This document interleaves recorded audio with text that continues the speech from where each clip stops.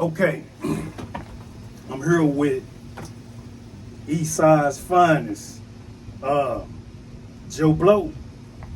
What's up, boy? What's up, man? Already. Say, tell the people a little bit about you. Man, I'm Joe Blow, formerly known as Joe Blow. I'm Blow now because it's BLO. It's only one of me because I'm a think different, act different, carry myself different, and I'm a mind my own business. If it ain't got nothing to do with me or it's not feeding my household, I mind my own business. That way I ain't got to worry about problems and I ain't got to worry about different things happening or come. I don't care what happened to somebody else's life. It ain't got nothing to do with me. I care about what goes on to the people I know that comes around me. But I'm opening up to hear whatever anybody got to say or their advice. I'm not going to deny you. You know, me and my partner. Okay, go ahead. You said that you was Joe Blow. Now you Blow. So tell me a little bit about Joe Blow. Joe Blow was an individual that relied more on other people. When I be other people, I be like attention. He was a quiet person, but he acted out. If he said he would go do it, he would go do it. Whether it was in a negative way, whether it was in a positive way, he was gonna do it. But what came along with that characteristics of him is he was gangbanger. He was blood affiliated. You know what I'm saying? And he didn't see nothing but red. Because Joe Blow would have said he didn't be nothing but red. Right. But Blow said he didn't see nothing. You know, because that's the blindness that I seen within it. It's two sides to it. Yeah. And so he wound up growing up in a time where boys were raising boys. Okay. The real men were going to work, but we were calling them squares and all this other stuff. Going to school, doing what they were supposed to do. Yeah. And so the difference between Blow and Joe Blow is maturity. Is right. it safe to say? Yeah. Okay. A lot of maturity. Okay.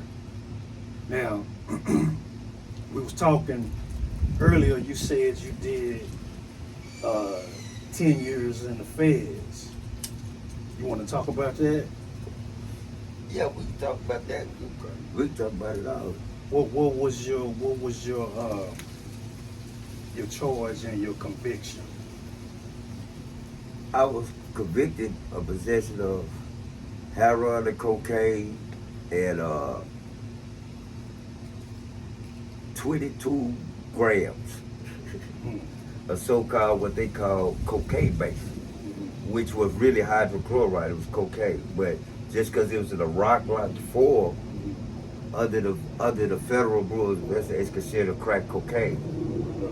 And at that time, the crack cocaine epidemic was sky high because in the federal system, you got 100 to 1. Right. You know, it was 100 to 1 ratio at that time. And so I wound up getting convicted of possession of cocaine base. But instead of charging me with the heroin and cocaine they got me with, they turned around and got me with the crack. And I didn't sell crack. You know, they didn't have nobody come say, hey, he sold us crack or hey, he got us crack. But they were gonna convict me if they would have got me with a conspiracy. Heroin and cocaine, they would have got me, my co-defendants and everybody else, they would have got all us with a conviction. They would have got all us at that time with a conspiracy. Conspiracy carried 10 to life or 10 more and more or more time. You know what I'm saying? It was conspiracy at that time.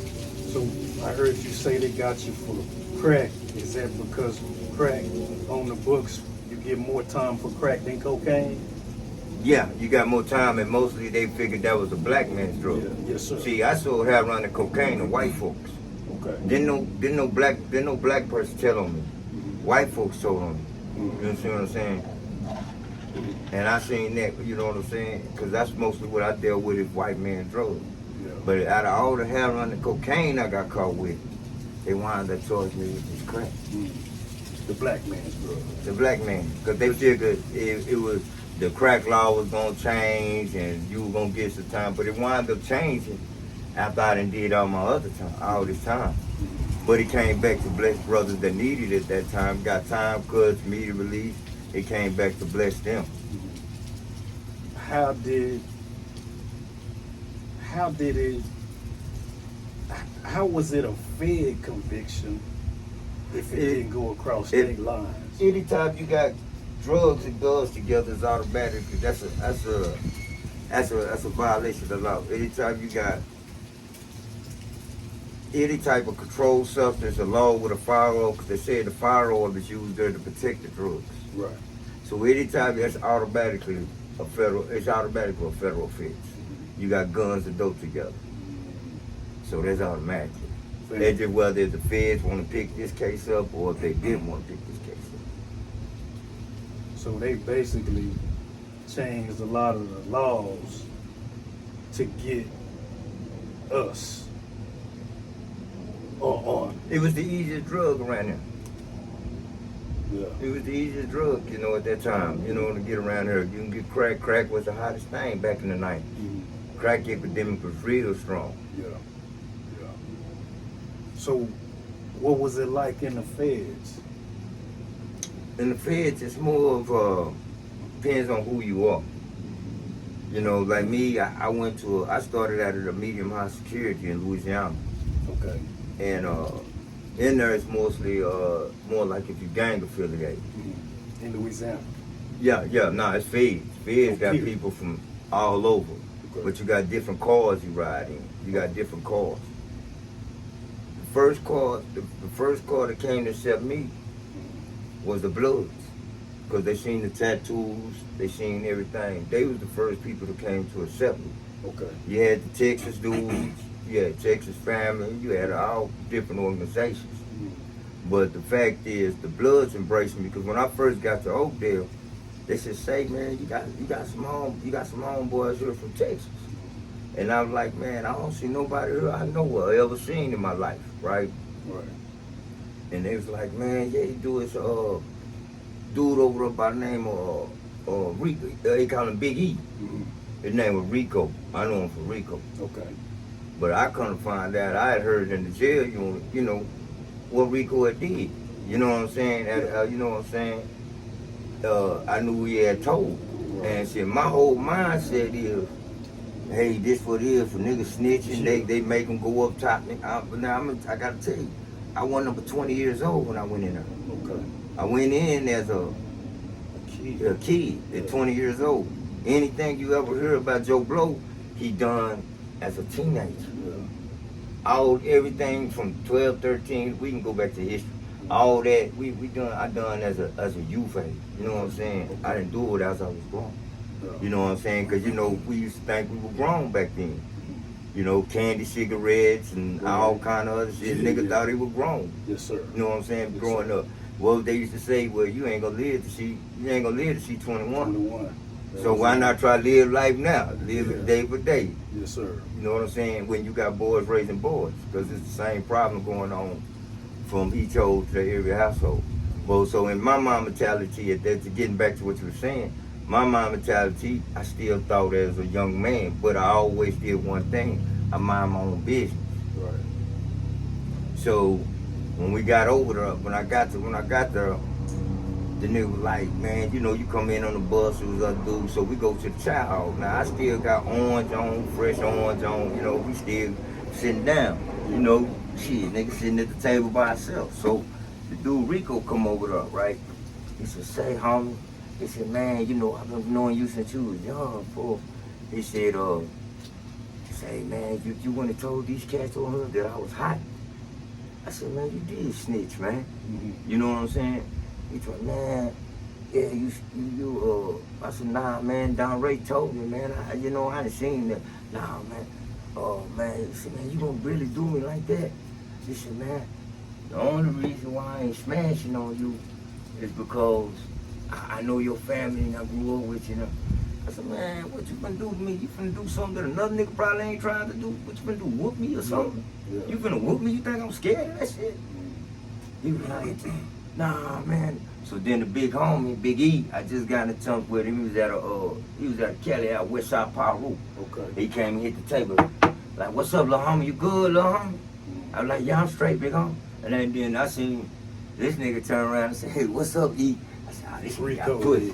Yeah, I said, he got pussy. So I ain't worried about no more. That nigga had pussy. He showed his card. You know, that one of the major blessings, man. Once you show me, I know what you think of me, but you don't know what I think of you, then it's good, man. Where's Rico from? He was really from Detroit. He was trying to say he was Black Mafia. Okay. That BMF and all that. He said he was part of them, but we ain't know nothing about it. Right. But he was the first person when I was like 14. I seen some shit, some work, some work with it. You know what I'm saying? Have you had any?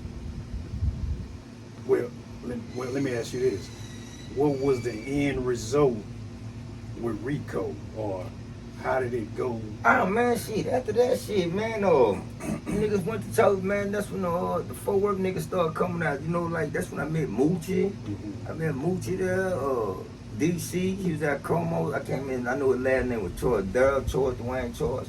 Okay. Met him. A nigga Scrap Iron out of Dallas. I started meeting the solid niggas that had the time. You know what I'm saying? Yeah. After that, Rico went to want to be cool, be friends. Okay. Nigga, he stay in his lane, I stay in my lane. Cause my thing was, goddamn, nigga got this time to do.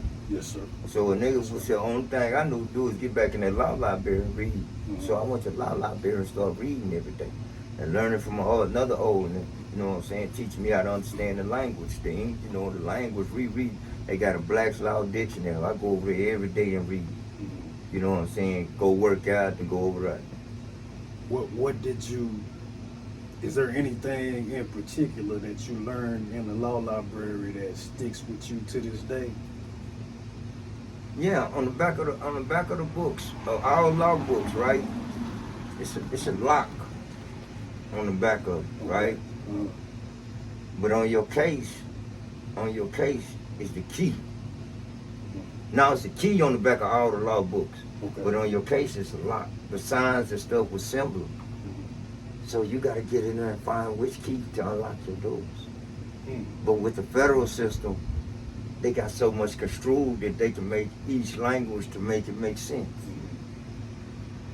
You get what I'm saying? So do you think that was a ploy to try to keep us from, or try to keep y'all from reading and gaining knowledge and understanding? No, you want to learn, you got to seek. Seeking you should find, knocking you should be open. You know, like the Bible teaches. Yeah. You gotta seek it, you gotta want it diligently, you gotta want it for yourself, you gotta want it. If you know this ain't the place for you and you don't like your situation, you're gonna change. I once heard the Honorable Elijah Muhammad say, a man never changed until he 100% dissatisfied himself with his conditions and everything else. Okay. So when you go and you start walking in the spiritual world, when you at your bottom, and you done cried all you can cry, only thing you can do is try to look at every which way. Is this the way to get out? This the way to read? Because you know you ain't going down no snitch jacket. Right. You ain't worried about the snitch thing. Just why would you want to put somebody else's family in what your family going through for your mistake? I learned accountability when I was in there. Right.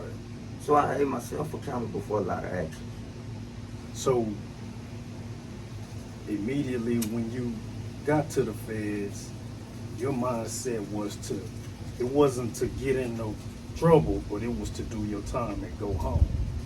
Right off the muscle. Yeah, my boss said was to find a way out. You know what I said was just learn the different things. Because the reason I asked that is because I know some people go to prison and they get caught up in the politics. Yeah, you can get caught up in the politics. You get the Bloods ride, you gotta ride with the Bloods. Yeah. You a Blood. Crib card, got crib card, you got all kind of things. Prison ain't nothing but another world. Okay. It's another whole world. Once you sign them papers, you property of them. Everything once you had out here is over with. You gotta let that go. You gotta let this outside world go. And you gotta realize back over here. And that's what a lot of people, they get stuck in the outside world. But see, it's backwards now. You hear a lot of people, when they in there, they talking about the outside world. Right. But when they out here, they talking about the prison shit. Yeah. It's some fucked up shit. Yeah.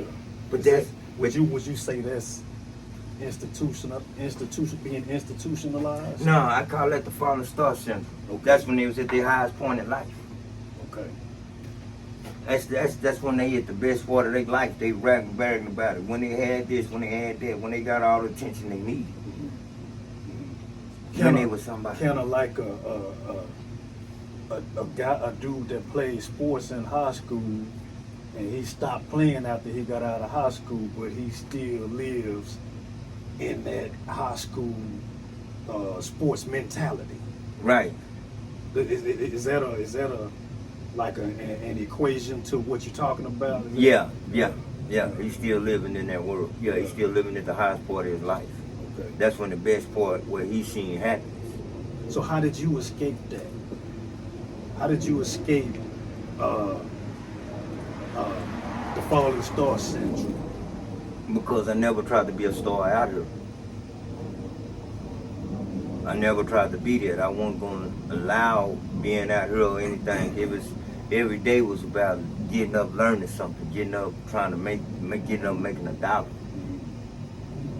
It wasn't about this and that. You know, I wasn't no person that go out and start nothing with nobody. Anybody know me, they don't even know what I look like.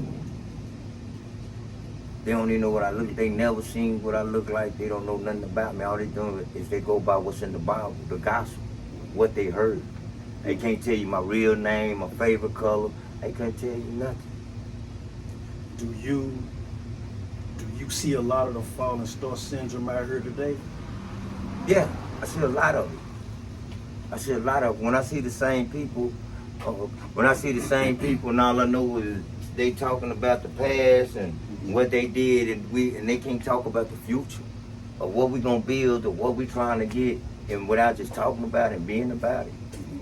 Going to work and everything. A lot of people going to work because they gotta go to work. Right. They gotta go to work, and then they get to the point of their life, they done built their whole life on it. On working and not even enjoying their life, not even knowing what it's like to enjoy, still searching. Yeah. I was just telling a friend of mine today, you know, you always gonna have, damn, what you doing today? I'm trying to figure it out, trying to get it done. You know what I'm saying? Yeah. But it's every day. Let's go to some of these questions that I wrote down and see what you got. I heard you. Okay, you said, and you was right, you said in the 80s Fort Worth was a money town. Yeah. Explain what you mean by that versus the 90s. See, if Fort Worth, all you see back there, I know what I see. I see the old niggas going out, making money, going to club, with nobody said they broke. You didn't see no hobos, a lot of hobos and shit on the street or nothing. You seen people out there, that was because they choose to be out there. They wanted to be on their own thing now. Yeah. You didn't see that. You seen a lot of people get money. You used to hear all the famous names, you know what I'm saying? The Maddox, the Douglases, the Reeds, yeah. all of them. Roberts. All you know what I'm saying? You start seeing all the different things. Start seeing the Cadillacs and all this other stuff. You know, all the different things. So in your opinion, why was there such a difference in the 90s versus the 80s? What happened? In the 90s, from the 80s gangs to the size of towns, the 90s turned more vicious. They turned more into gang-like activity. It wasn't about the money no more. It was more about the brotherhood, or being with this and having the same thinking or the same mindset, the attention. Where did that mentality come from? I see it's televisions. Okay. Television. The television, the television projected an image of what we seen was real life. If whatever TV said, it was real life. That's really how you supposed to be.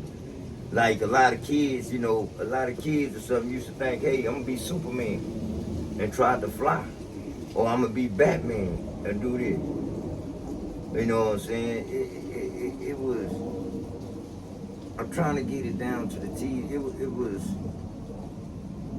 that father figure and all that you didn't have. You got it from this brother. So if that's my partner and he this, I'm gonna be this. Because if they catch him like that, they gonna catch me like that. Okay. I remember in the 80s, there was some movies. There was a couple of movies that came out. One was called Colors, and the other one was called South Central.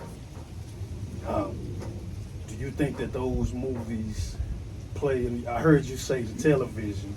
Do you think that those movies played a role in the destruction of inner cities across America?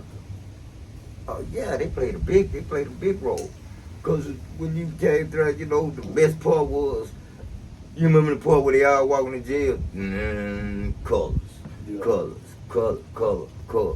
Man, everybody wanted to do that. Right. Everybody wants to do that because I am, you know what I'm saying? Sir. With boom, boom, boom. Yes, they sir. really living that life. Yes, we portrayed that role. that was it. That was the shit. And then you getting some money on top of that.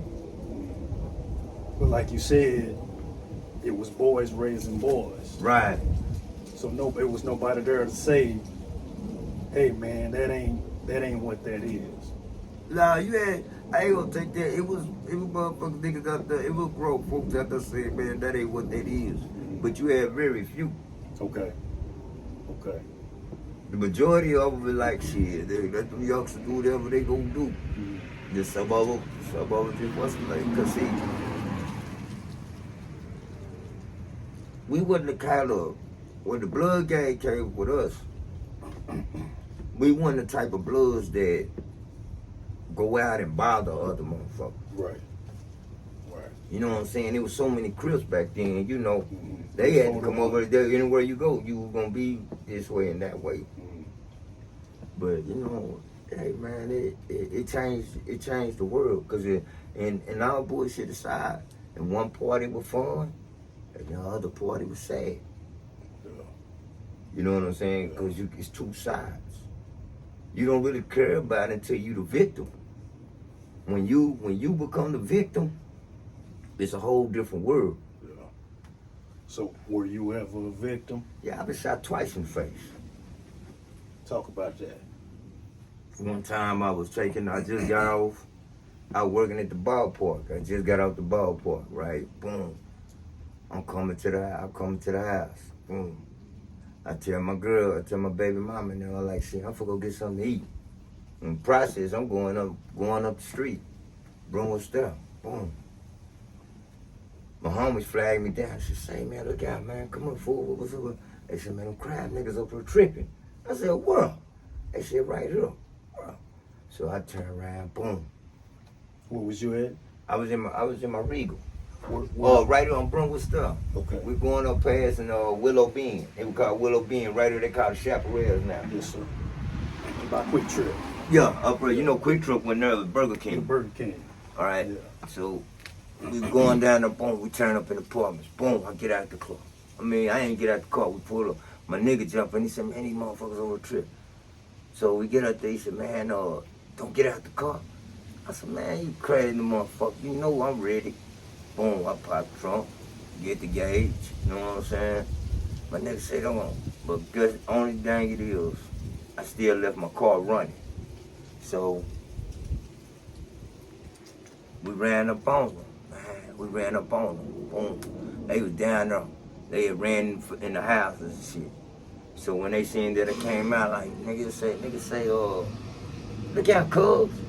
And then it, boom, you know what I'm saying? The nigga shot at us. We shot back, you know what I'm saying? So when I'm finna let my homeboy get a chance of busting on him, I get ready to hand him the gauge, right? And he looking at me like you looking like that. I see the nigga come out the house. That nigga said, nah, cool. Boom. hit him in the face. It hit him in the back of the head. My nose and shit broke. They shot me in the face. I don't know shit. That shit feel like some rocks and shit. You know, but it was pellets, The buckshot. buckshots and Yeah. shit. And they get me out in the face. Boom. So we turn around. I start running back toward the car. So next thing another nigga, doo, he shot again. When he shot again, that's when he hit me in the hand and shit, out in my neck. And then I'm like, God damn, man, every time, now remember, nigga, I can't shoot no more. Nigga, all this shit feeling numb as fuck, and I got a gauge on me. Yeah. My other little nigga, he jumped in the car. I left my car running. I jumped in the car with him, boom. And they said, man, we gotta take you to the hospital. I said, nah, nigga, take me to mama. You know what I'm saying? Yeah. I know where to go. So I went to the mama, shit, but T-John took me down to the hospital. Shit, man, and after that, shit, It was on. yeah, Yeah. yeah, it was with whoever. If you were wearing a blue flag at that time and everything else, yeah, your family, everybody gotta get it. Somebody gotta get it. I ain't gonna say, look at this blow, man. I ain't doing all that talking. Right. We ain't have to talk about it. So you could have lost your life. Yeah, it wasn't my time to go. Yeah. It wasn't my time to go, homie. You know what I'm saying? Okay, let's switch gears. What was your childhood like? As far back as you can remember. Man, I can remember, man. Like I said, I was born in Stop 6, you know, in 1920 Edgewood Terrace. Yeah. You know, the Bertha Collins Recreation Center, that's named after my great aunt, Aunt Bertha. Okay. The Bertha Collins. Over there on the other side. It was on the south side. Yeah. You know what I'm saying? And we used to stay at, my mama, she from Chicago. My old man, he from out here. He from Stop 6. He grew up on Andrew. Okay. You know what I'm saying? What's your old man last name? Stevens. Same as mine. Yeah. You grew up on Wiseman? Nah, Andrew. Andrew. Yeah, he Around went the corner to from Wiseman. Yeah, he went to all three Dumbo. Okay. You know what I'm saying? All the way. He a high school alumni. All this type of stuff. Okay. So was he, or how long was he in your life? Oh, man, he was there and he wasn't there. So he believed in the philosophy that I learned, that I just got to understand a little bit. As long as I'm going to take care of what's ever under my household. That's what comes first. So by him doing that, you know, it was more like mama. And so nigga got tired of seeing mama struggle, fool. You know what I'm saying? Nigga started trying to hustle. Nigga was buying winning quarters, the winning 50s and everything else. I talked to your brother, Rolo, and he said that you had a giving heart. You had the heart. You had a kind heart, and you had the heart of your mother. Is that accurate? Yeah, I can feel what it's like to be in that person's position. You know what I'm saying? That's why I say it'll never be no double. Cause see, you can fuck me, and you can fuck me, and you can fuck me, and you can fuck me. Sooner or later, your spirit's gonna say, man, I ain't gonna go back to my boy, man. Right. He gonna keep giving to me, man. I ain't gonna, and I know I'm fucking up. I ain't gonna even do that. His spirit gonna self-conviction spirit is gonna convict him. Right. And know when he doing right or wrong. Or toward his homeboy, toward anything, he knows. But you just got that kind of heart to just allow it to continue. Yeah. Yeah. Cause I know what you think of me, but you don't know what I think of you. Yes, sir. Yes, sir. I talked to Dave, little Dave. G, Yeah. big homie. He said you was his right hand, and he said he loved you. That's unconditional. What does your relationship with Dave mean to you? Man, Dave's something special, man. Dave a strong brother, man. I seen Dave from when we was kids, and he used to pick us up and go out there, you know what I'm saying? And we go take care of some business with him and all that in Arlington and whatever else.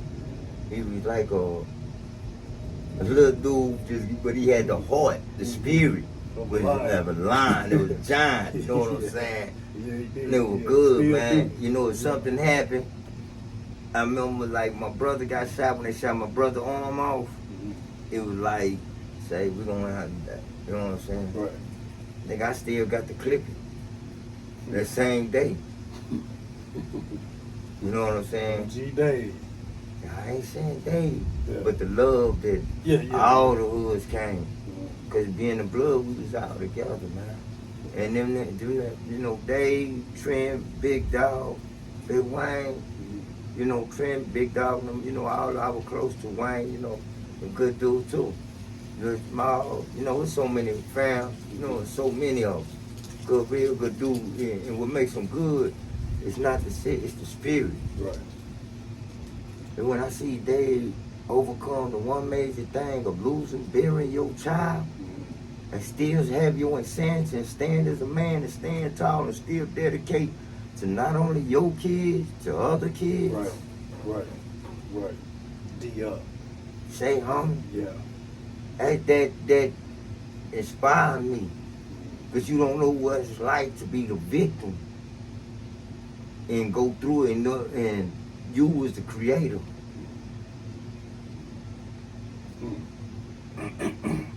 What about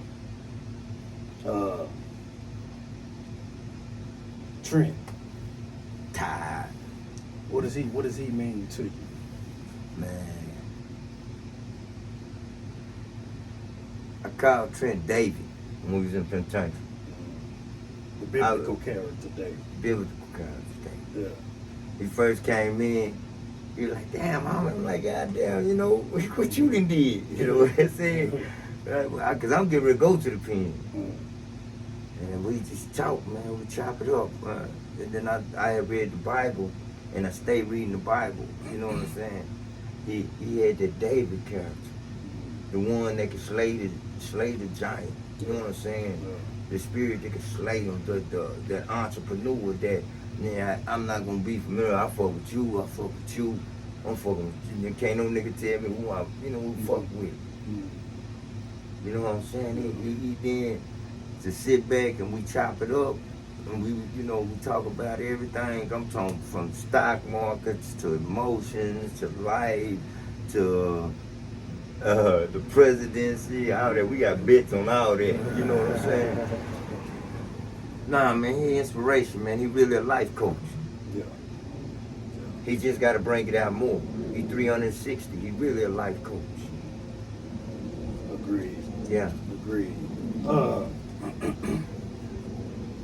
Charleston White.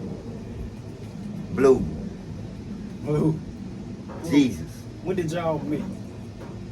I met Charleston through the old nigga, Weezer. Me and Weezer met in the pen, you know what I'm saying, through a mutual friend. Okay. Weezer always been like that, the last of the dying breed, homie. So Weezer tell me, and we chop it up, and Weezer say, man, I got this young man I want you to meet and do this, do that. Then I meet him. But Charleston, me and Charleston, they clicked. You know what I'm saying? He was on this, helping for the kids. He was dressed like that, bow ties, he went on helping for the kids. Yeah. I was more like, man, let's just come together, let's do this. I didn't have the substance, the knowledge, and all that. So you was blow when you met Charleston. Yeah. So then we just started talking, you know what I'm saying? We started having the conversations. You know what I'm saying? We started talking, I started learning a lot. So I seen a lot in Blue. And I told him, I said, man, you Jesus. Because when the backlash used to come, I don't know if it used to come to nobody else. But more than his word than it came to me. You know what I'm saying? Yeah. All the videos, everything, you know, all the other shit, you know what I'm saying? It was here. It was here. And God protected that man. Because God protected this household. That's where I was going. Do you feel like that there's a call from God on his life? Yes, sir. Yes, sir. Why? Because anything that's of God is going to multiply. He going to show you all sides. You know, you going by the image, but you don't know the character in him. Because if it's something that he said or it's something that he does that's attracting your attention. It's getting your attention for that long. That you saying, hey man, he's right. He's saying the shit that a lot of niggas not saying. It's like right now. All the niggas that got street niggas or call themselves street niggas or this right now, they all got something to say now. Because of Charleston. Now a lot of them got something to say just coming out. They getting no cameras. Not because of Charleston. Because I feel like he jump-started the career of a lot of them. A lot of them. And I feel like they need to come back and tell him thank you. That's just me personally. But he already know. Because like the old nigga tell us, we not searching for everybody. We searching for my kind. Right. One of this thinking is you always gonna find somebody. With two or more together, he's in the mess. Bingo. Yes, sir. Yes, sir. Yes, sir. Let's go to another question, Blow.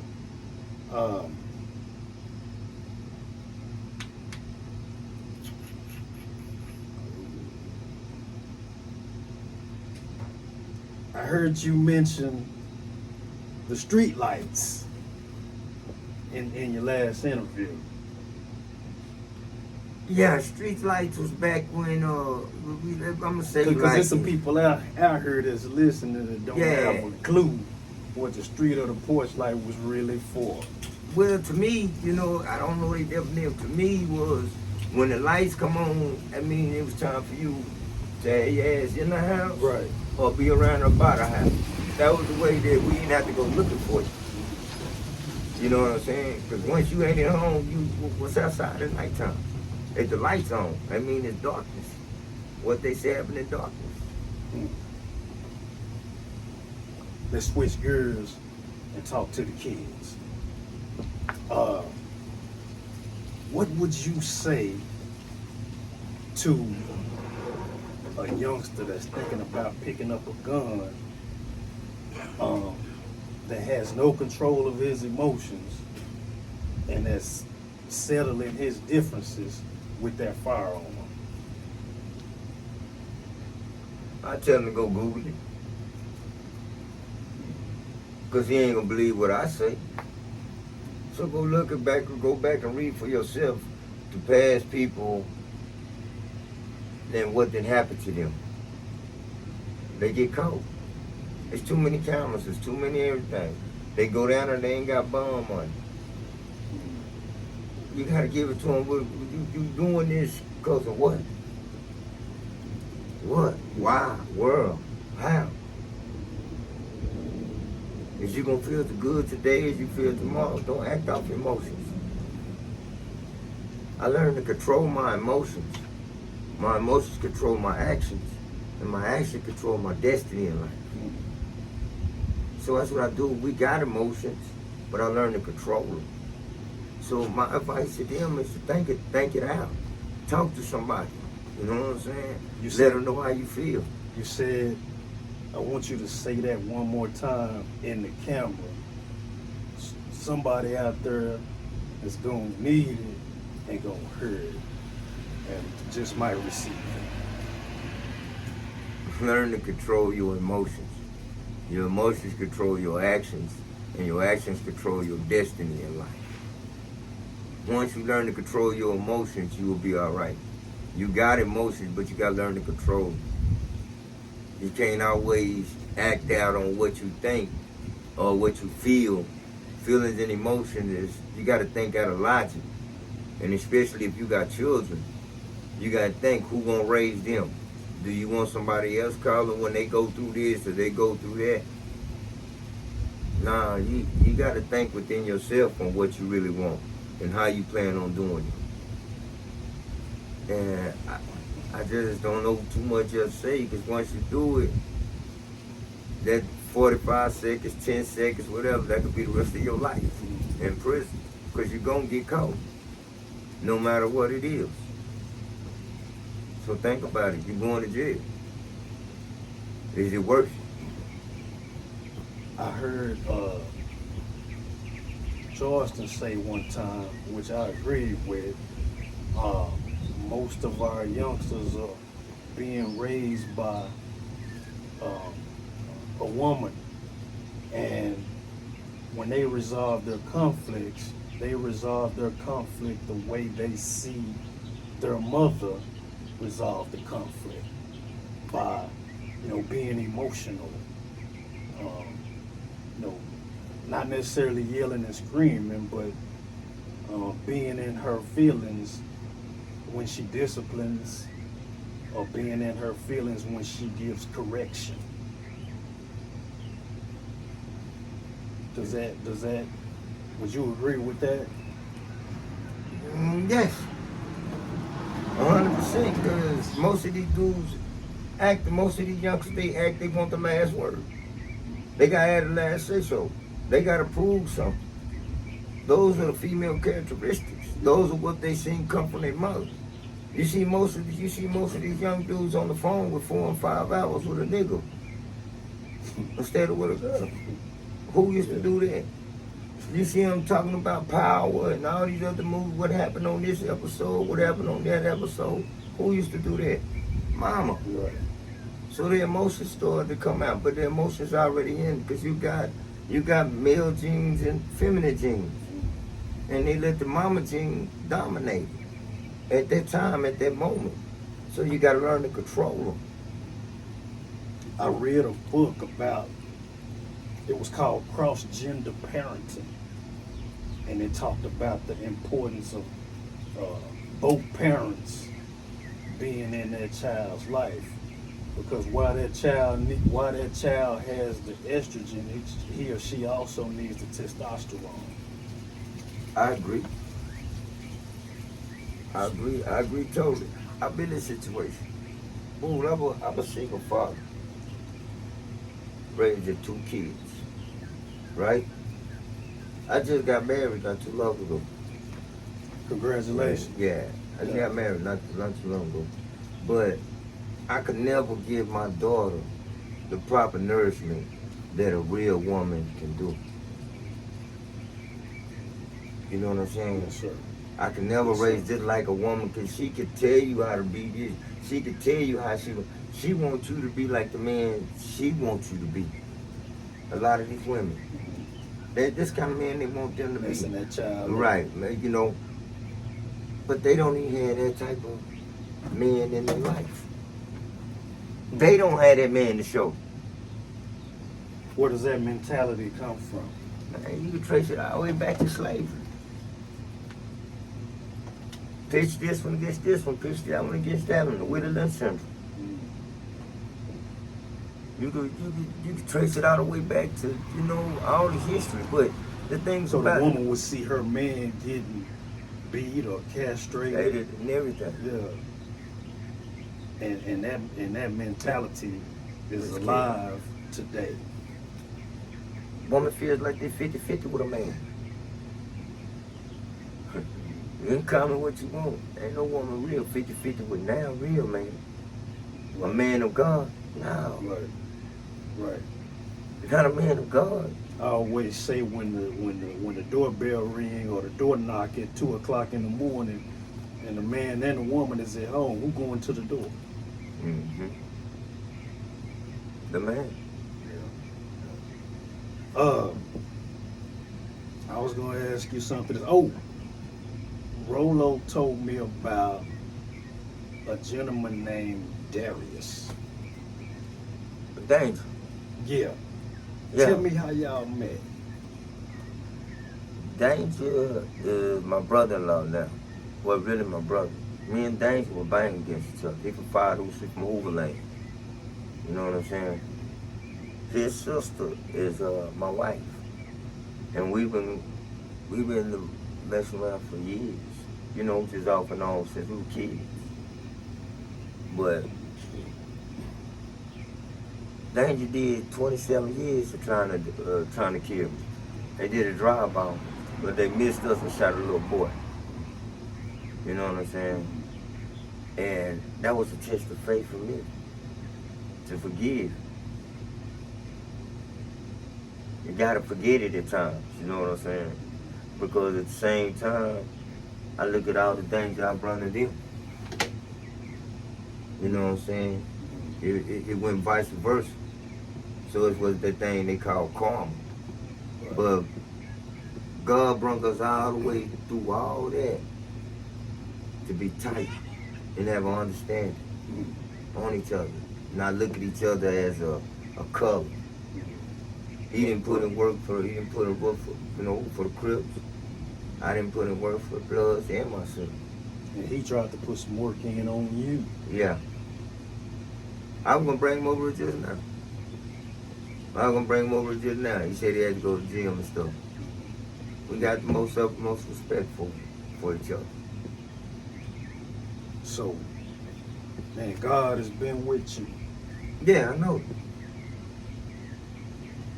The Creator been up, throughout all things, man. And left you here for a reason. Right. Which leads me to my next question.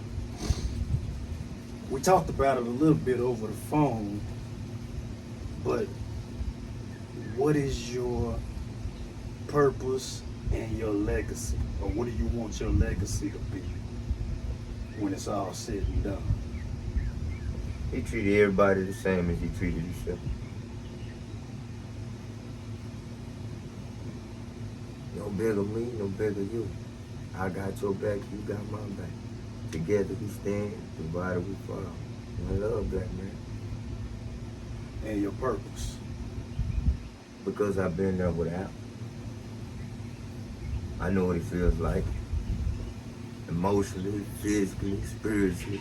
I know what it feels like to be in a cell. I know what it feels like to be free. I know what it feels like to be broke. I know what it feels like to be not have nothing. Till nothing is defined on what I define as nothing. Nothing may be something in you. But the one thing I learned out of everything is to mind my own business. God gonna bring the ones that they want to you. Allow them to come to you. Because the word's gonna wake up the spirits. You got love for a person way over here that you don't even know. But you got love for them. But you ain't got love for the brother that's sitting right there next to you.